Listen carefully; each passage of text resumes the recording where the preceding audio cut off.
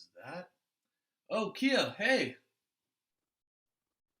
Hey Tyler, didn't see you there. What are you up to? Oh man, I'm trying to go to medical school, but getting shadowing hours has been really difficult during the pandemic. I feel you, man. This device I'm trying to build is a lot easier to design when I can watch an actual tracheostomy. I know we can't go to the hospital in real life, but I wish there was some way to watch these procedures virtually as a substitute. Amen to that. My problem and Kia's problem are not merely anecdotal, but rather, students like us around the world are having trouble with hospital accessibility. And although this was due to the pandemic and the pandemic is soon over, the pandemic has created a catalysis, so to speak, for the digital revolution, and in this case, digital health. So, Kia is going to talk about the implications for the future of education in a clinical setting. So, in order to understand the scope of this issue, we did a variety of different interviews with a handful of different groups in order to figure out sort of what the pain points were and what some of the desired needs were. And that involved talking with librarians at universities, physicians themselves, and also students from different backgrounds.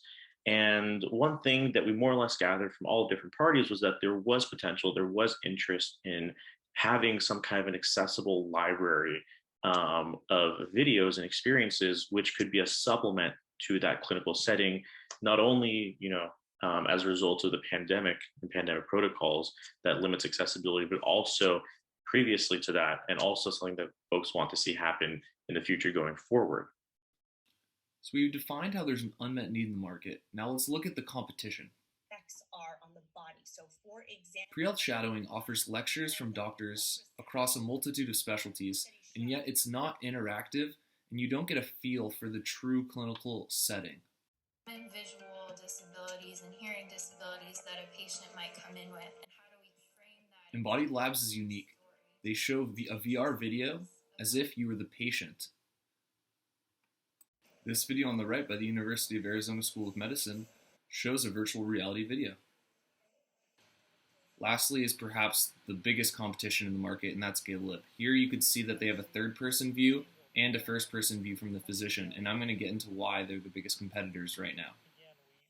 So in constructing our competitor analysis, we created a Pew chart, and there were two criteria that stood out to us as most important: price and real-world experience. So GitLib is really competitive because they're so good at creating a real-world alternative, almost simulating real life with their multiple camera views.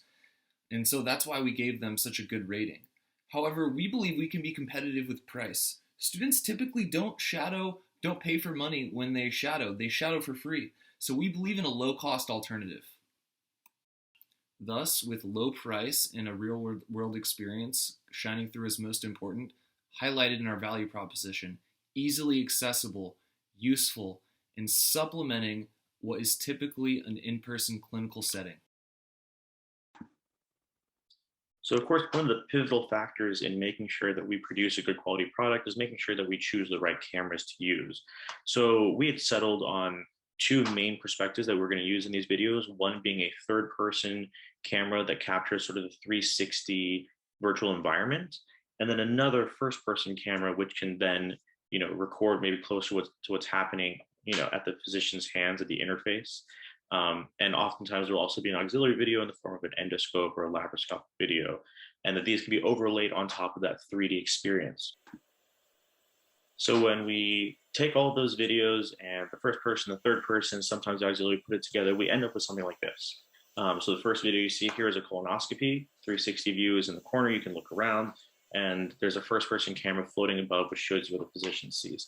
This is an intraocular injection right here. You can see that the physician is, has that first person camera on their head, and you can see that perspective as well.